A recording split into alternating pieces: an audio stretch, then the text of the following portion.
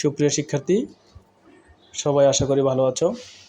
আজকে আমরা যে বিষয়টা নিয়ে আলোচনা করব সেটা হচ্ছে রসায়ন প্রথম পত্রের গুণগত রসায়ন থেকে কি তোমাদের পড়তে হবে, কি পড়তে হবে না, এবং কি ধরনের সৃজনশীল প্রশ্ন আসবে সেটা তোমাদেরকে এই ভিডিওর মাধ্যমে এবং পরবর্তী ভিডিওতে প্রশ্ন আকারে তোমাদেরকে দিয়ে দেব। তোমরা শুধু এই ধরনের ভিডিওগুলো এখন প্র্যাকটিস করলে হবে, কারণ পরীক্ষার আর বেশি দিন নাই। তোমরা শুধুমাত্র গুরুত্বপূর্ণ প্রশ্নগুলো যদি পড়ো তাহলে তোমরা এইচএসসি 2024 রসায়নে ভালো করতে পারবে। রসায়ন প্রথম পত্রের গুণগত রসায়ন থেকে দুইটা সৃজনশীল আসবে। আমরা এই অধ্যায়টাকে দুইটা ভাগে ভাগ করে প্রথম সৃজনশীলটা কোন পার্ট থেকে আসবে এবং দ্বিতীয় সৃজনশীলটা কোন পার্ট থেকে আসবে সেটা আমরা বলে দেব। প্রথম সৃজনশীলের জন্য তোমরা কি পড়বে, এখান থেকে পড়বে আলফা পার্টিকেল কি, রাদারফোর্ডের আলফা বিচ্ছুরণ পরীক্ষায় জিঙ্ক সালফাইড ব্যবহার করা হয় কেন, রাদারফোর্ড এবং বোরের পরমাণু মডেলের মধ্যে তুলনা পড়বে।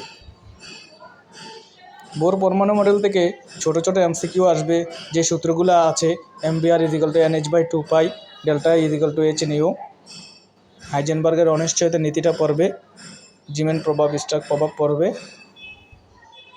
তোমরা বর্ণালী সম্পর্কে কোশ্চেন আসবে হচ্ছে গাণিতিক সমস্যা, যেটা হচ্ছে 1/λ = nu(bar) RH × 1/n1² - 1/n2², এই সূত্রটা দেওয়া। তোমরা ডি ব্রগলি সমীকরণ ছোট প্রশ্ন হিসেবে পড়তে পারো।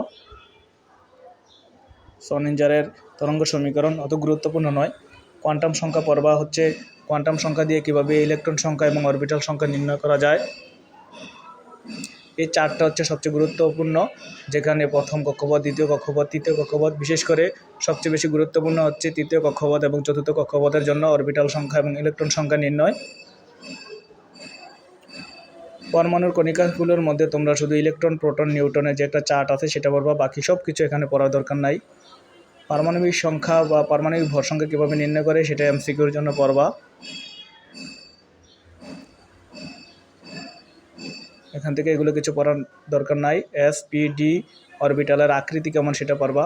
অরবিট এবং অরবিটালের মধ্যে পার্থক্য সেটা গুরুত্বপূর্ণ, সেটা পড়বা। বিভিন্ন নীতিতে ইলেকট্রন বিন্যাস, আউফবাউ নীতি, হুন্ডের নীতি, পরিবর্জন নীতি, শুধু নীতিটা পড়লেই চলবে। সেখানে কিছু আউফবাউ নীতি ছোট প্রশ্ন আছে, যেমন পটাশিয়ামের 19তম ইলেকট্রনটি 3Dতে না গিয়ে 4S যাবে কেন, কপার এবং ক্রোমিয়ামের ইলেকট্রন বিন্যাস সাধারণ নিয়মের ব্যতিক্রম ঘটে কেন, কোন অরবিটালটি সম্ভব, কোন অরবিটালটি সম্ভব নয়, সেটা পড়বে। তড়িৎচুম্বকীয় বর্ণালীর মধ্যে বলছি যেটা রিডবার সমীকরণের সাহায্যে গাণিতিক সমস্যা আসবে, সেখানে ল্যামডার মান বের করার পরে সেটা কোন অঞ্চল বা কী বর্ণ দিবে, সে ধরনের কোশ্চেনগুলো আসবে। তোমাদের এখানে এত কিছু পড়ার দরকার নাই, অনেক পড়াশোনা আছে সামনে পরীক্ষা।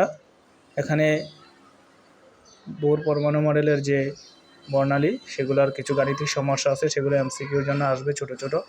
এখান থেকে তোমরা পড়বা জাল টাকা শনাক্তকরণে বা জাল পাসপোর্ট শনাক্তকরণে UV রশ্মি ব্যবহার করা হয় কেন, IR রশ্মির ব্যবহার ছোট প্রশ্ন হিসাবে।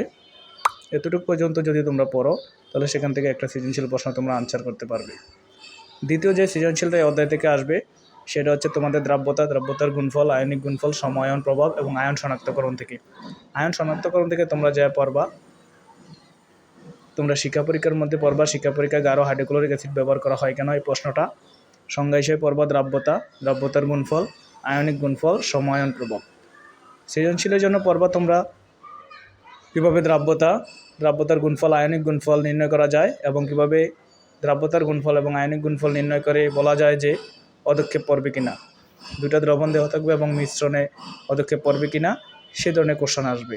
যদি সেখানে আয়নিক গুণফলের মান দ্রাব্যতার গুণফলের মানের চেয়ে বেশি হয় তবে পদক্ষেপ পড়বে, না হয় পড়বে না, সেটা তোমরা পড়বা। সময়ায়ন প্রভাব সম্পর্কে যে মৃদু তড়িৎ বিশ্লেষ্য দ্রব্যের দ্রাব্যতা হ্রাস পায় সেটা তোমরা পড়বা। সোডিয়াম ক্লোরাইড কীভাবে পানিতে দ্রবীভূত হয়, এখানে চিত্রটা সহ শুধু ছোট প্রশ্নটা পড়বা, যে কোনটা দ্রবণীয় কোনটা দ্রবণীয় না, কার দ্রব্যতা বেশি কার দ্রব্যতা কম, কয়েকটা লবণের তুলনা পড়বা।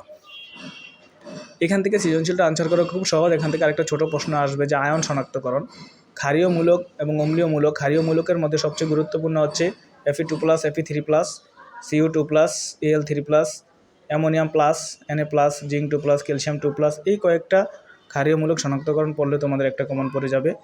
আর অম্লীয় মূলকের মধ্যে ক্লোরাইড সবচেয়ে গুরুত্বপূর্ণ, সালফেট, কার্বনেট আছে, এগুলো পড়লে তোমাদের একটা প্রশ্ন এখান থেকে কমন পড়বে।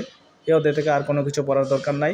তোমরা যদি এই প্রশ্নগুলো সুন্দরভাবে পড়ো তাহলে তোমরা এখান থেকে 2টা সৃজনশীল আনসার করতে পারবে।